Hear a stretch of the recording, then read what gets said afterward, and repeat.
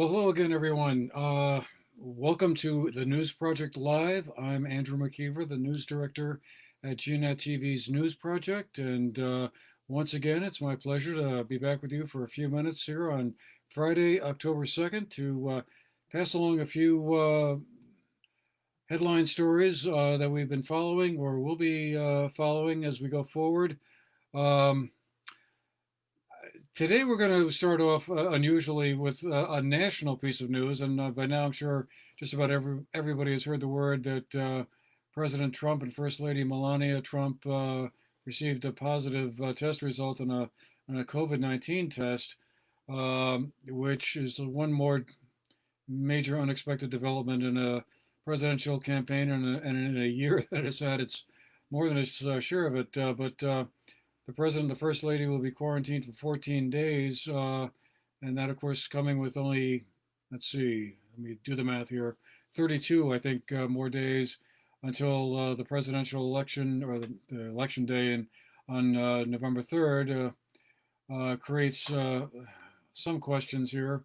One of them, obviously, being whether or not that next presidential debate that was scheduled for October 15th will be going forward. I am not aware that it has been formally canceled yet, but that would fall within the 14-day quarantine period, so presumably it will.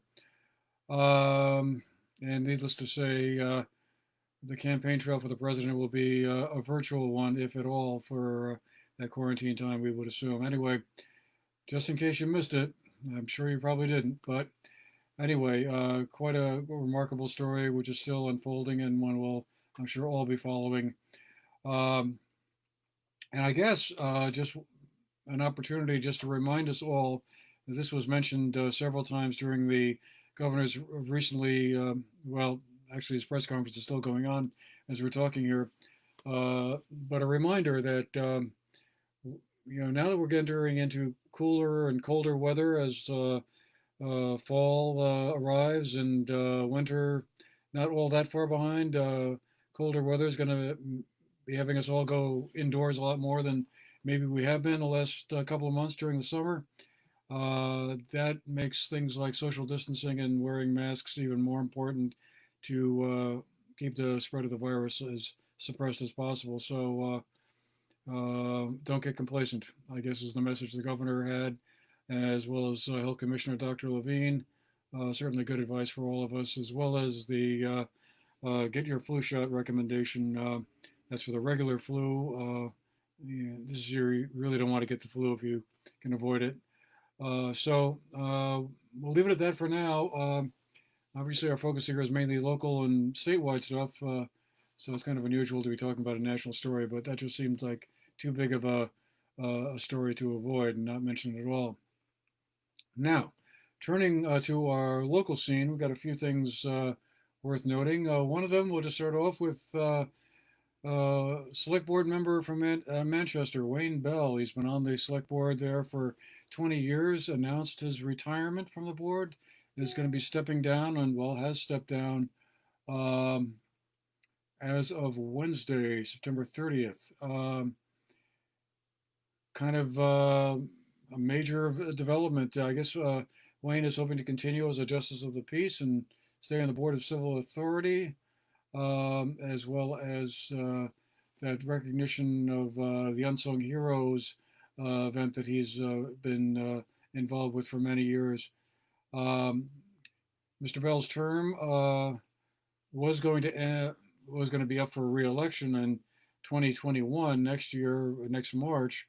So he wanted, I guess, to step down now and give someone else. He specifically mentioned a younger resident to come on and take over that role on the board.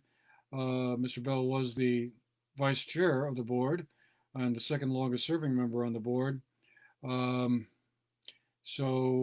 will be quite a change, a big difference for the board, and we'll see who steps forward to offer their services for at least the remainder of his term, and presumably would they want to run for election in their own right come next March at town meeting.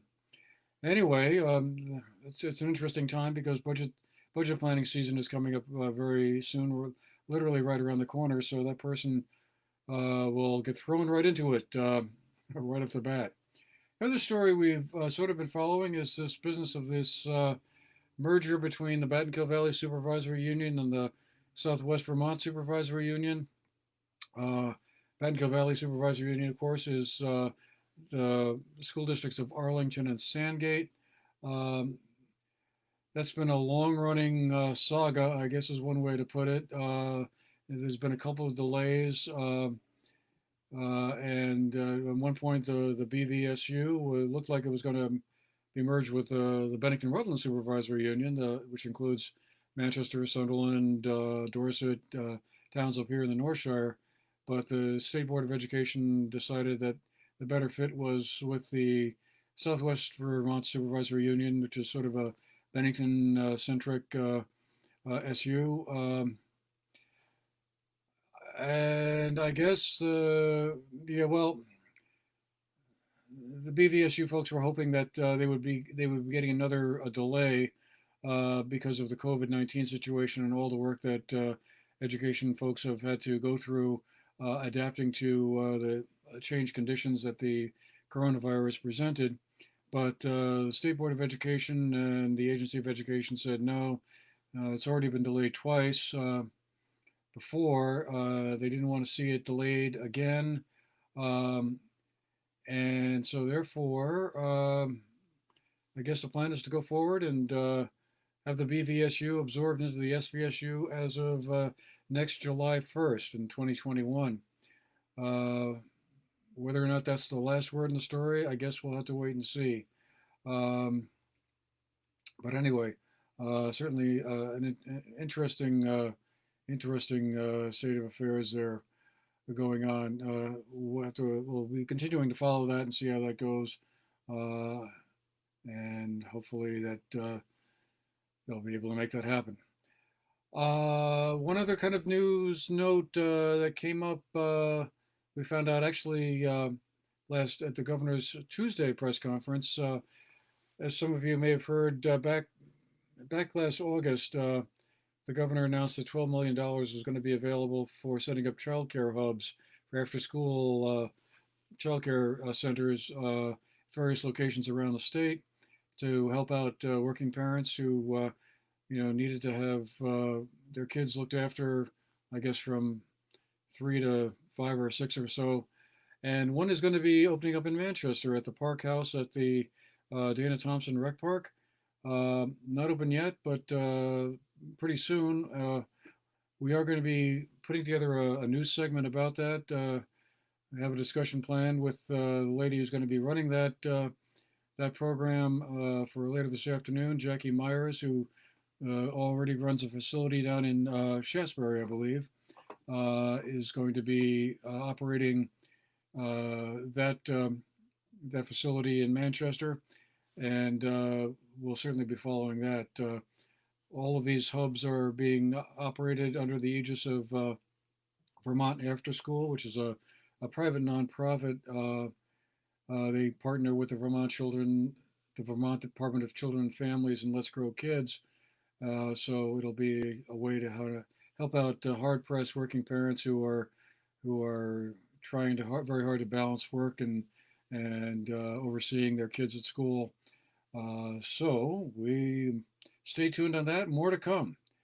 Also, just wanted to mention we had a debate last Monday that was broadcast live on GNAT on our YouTube channel.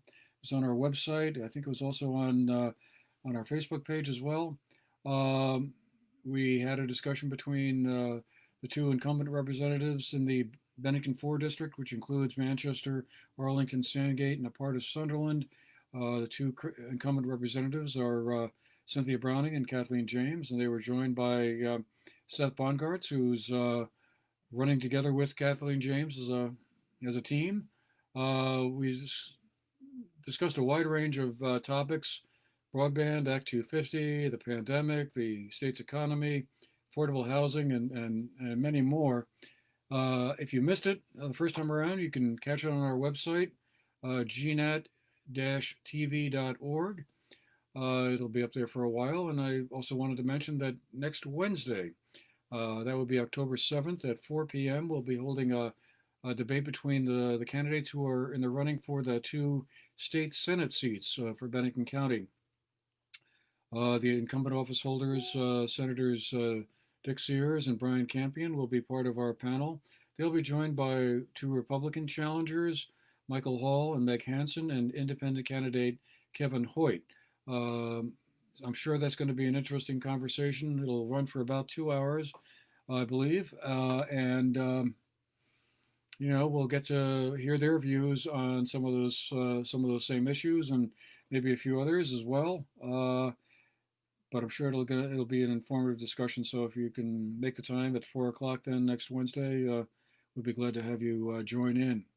And also, if you do have any questions you'd like us to consider asking the candidates, you can go to GNAT's website, and there's a link there, I think, on the homepage, and you can send in a question. We've gotten a couple in, and the more the merrier. And just to wrap things up, I mentioned the governor had his regular Friday press conference today. The Secretary Dan French, who many of us remember from his days as the superintendent of the BVHSU, held forth, and Fridays is now basically going to be devoted from here on as a education update day. And so Mr. French kind of brought us up to speed on how things were going as schools around the state continued moving from phase 2 to phase 3 in the reopening of schools. Phase 2 was just getting the schools reopened.